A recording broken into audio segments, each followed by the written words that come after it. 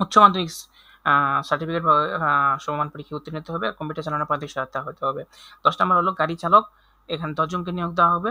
শিক্ষিত কোনো বোর্ড হতে জুনিয়র স্কুল সার্টিফিকেট বা সমান পরীক্ষায় উত্তীর্ণ হতে হবে অথবা 8ম শ্রেণী পাস হতে হবে। আর হালকা গাড়ি চালানোর বৈধ লাইসেন্স থাকতে হবে, ড্রাইভিং লাইসেন্স থাকতে হবে। আর অভিজ্ঞতা সম্পন্ন চালকদের অগ্রাধিকার দেওয়া হবে। এটা বেতন স্কেল 16, গ্রেড 16 9,300 থেকে 22,490 জনকে নিয়োগ দেওয়া 490 টাকা বেতন স্কেল। অফিস সহায়ক এখানে গেট 20 8,250 থেকে 20,010 টাকা বেতন স্কেল, 7 জনকে নিয়োগ দেওয়া হবে। কোনো উচ্চ বোর্ড হতে শিক্ষিত বোর্ড হতে উচ্চ মাধ্যমিক স্কুল সার্টিফিকেট অর্থাৎ এসএসসি পাস হতে হবে। পরিচ্ছন্নতা কর্মী ও নিরাপত্তা প্রহরী দুজনের বেতন গ্রেড সেম 8,250 থেকে 20,010 টাকা একজন করে নিয়োগ দেওয়া হবে। আর 8ম শ্রেণী বা জুনিয়র স্কুল সার্টিফিকেট পরীক্ষায় উত্তীর্ণ হতে হবে। এখানে আবেদনের যে সকল শর্ত রয়েছে সেটা হচ্ছে সকল যারা প্রার্থীগণ এখানে আবেদন করতে পারবেন।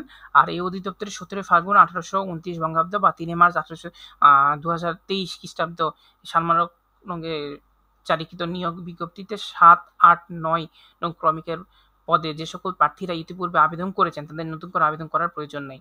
এই 7, 8, 9 নং ক্রমিকে 7, 8, 9, 10 অর্থাৎ কম্পিউটার সহকারী কাম কম্পিউটার মুদ্রাক্ষরিক, অফিস সহকারী কাম কম্পিউটার মুদ্রাক্ষরিক, হিসাব সহকারী, টেলিফোন অপারেটর আর গাড়ি চালক এই পদে আগেও বিজ্ঞপ্তি প্রকাশ হয়েছিল 2023 সালে 3 মার্চ।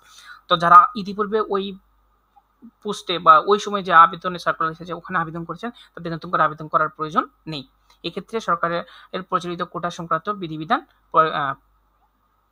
প্রতিপালিত হবে। আর আবেদনকারীর বয়স হতে হবে 1/7/2025 তারিখে সর্বনিম্ন 18 এবং সর্বোচ্চ 30 বছর। 60 লিপিকার কাম কম্পিউটার অপারেটর, 60 মুদ্রাক্ষরিক কাম কম্পিউটার অপারেটর, অফিস সহকারী কাম মুদ্রাক্ষরিক পদে আবেদনের ক্ষেত্রে বিভাগীয় প্রার্থীদের বয়সসীমা 40 পর্যন্ত শিথিলযোগ্য। আর বয়সের ক্ষেত্রে কোনো প্রকার এফিডেভিট গ্রহণ হবে না। কলকারখানা ও প্রতিষ্ঠান পরিদর্শন অধিদপ্তর রাজস্ব খাতে সৃষ্ট